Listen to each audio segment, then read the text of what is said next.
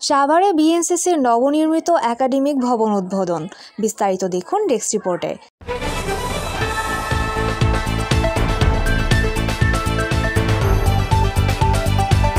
সাভারের বাইপাইলে Bangladesh national cadet corps BNCC এর নবনির্মিত একাডেমিক ভবন উদ্বোধন করেছেন সেনাবাহিনীর প্রধান জেনারেল ওয়াকারুজ্জামান। বৃহস্পতিবার উদ্বোধনী অনুষ্ঠানের শুরুতে বিএনসিসি সেনা, নৌ ও বিমান শাখার একটি চৌকস ক্যাডেট দল সেনাবাহিনী প্রধানকে গার্ড অব অনার প্রদান করেন। গার্ড অব অনার গ্রহণ ও উদ্বোধনী ফলক উন্মোচন শেষে সেনাবাহিনীর প্রধান বিএনসিসি ট্রেনিং একাডেমিতে বৃক্ষরোপণ করেন এবং দেশ ও জাতির কল্যাণে বিশেষ দোয়া ও মোনাজাতে অংশ নেন।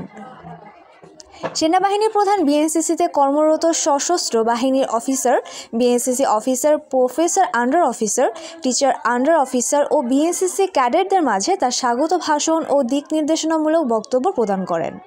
বক্তব্যের শুরুতে তিনি স্মরণ করেন মহান স্বাধীনতা যুদ্ধে আত্মোৎসর্গকারী বিএনসিসি ক্যাডেট সহ সকল বীর মুক্তিযোদ্ধাদের এবং গত জুলাই-আগস্টের বৈষম্য বিরোধী আন্দোলনে সকল ছাত্র জনতার আত্মত্যাগকে।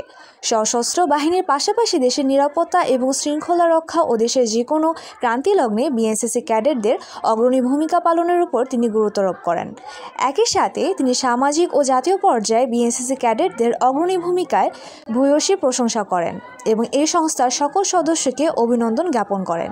অনুষ্ঠানে সেনাবাহিনীর chief of general staff, GOC ৯ পদাতিক ডিভিশন ও এরিয়া কমান্ডার, সাভার এরিয়া সেনাবাহিনীর অ্যাডজুটেন্ট জেনারেল, বিএনসিসি অধিদপ্তরের মহাপরিচালক, সশস্ত্র বাহিনীর ঊর্ধ্বতন সামরিক কর্মকর্তাগণ, বিএনসিসির অফিসার ও ক্যাডেটগণ এবং গণমাধ্যম ব্যক্তিবর্গ উপস্থিত ছিলেন।